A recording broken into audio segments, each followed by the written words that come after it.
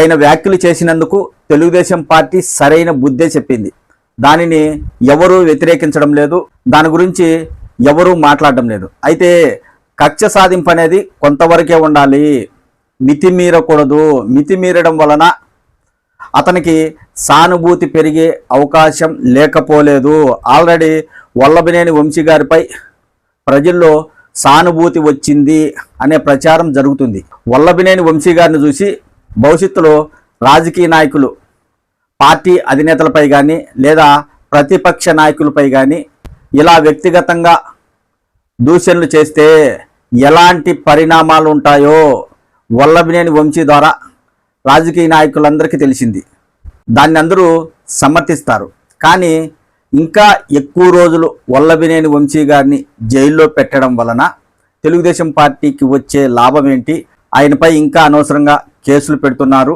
ఇలా తారాస్థాయికి కక్ష సాధింపు వెళ్ళేలా వేధించడం అనేది మంచి పద్ధతి కాదు అని కొంతమంది రాజకీయ నాయకులు చెప్తున్నారు.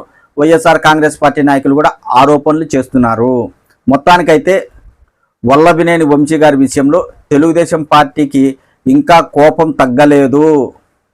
ఆయన ఇంకా జైల్లో ఉండాలి, శిక్ష అనుభవించాలి అనే విధంగా తెలుగుదేశం పార్టీ సోషల్ మీడియా కార్యకర్తలు పోస్టులు పెడుతున్నారు. దీనివల్ల పార్టీకి ఎంతవరకు లాభం ఉంటుందో తెలియదు, కానీ ఎక్కువ రోజులు ఆయన జైల్లో ఉండి ఆరోగ్యంగా ఇబ్బంది పడితే ఖచ్చితంగా ప్రజల్లో వల్లభనేని వంశీ గారికి సానుభూతి పెరుగుతుంది, ఆల్రెడీ పెరిగింది అనేది వైసీపీ నాయకులు చెప్తున్నారు. ఏది ఏమైనా ఏ రాజకీయ పార్టీ అధికారంలోకి వచ్చినా కక్ష సాధింపులు తారాస్థాయికి తీసుకెళ్లకుండా, వేధింపులు అద్దులు దాటకుండా చూసుకోవాల్సిన అవసరం ఉంటుంది. లేకపోతే ఆ పార్టీకి అధినేతలకు నష్టం వస్తుంది, ప్రజల్లో వ్యతిరేకత పోయే అవకాశం లేకపోలేదు.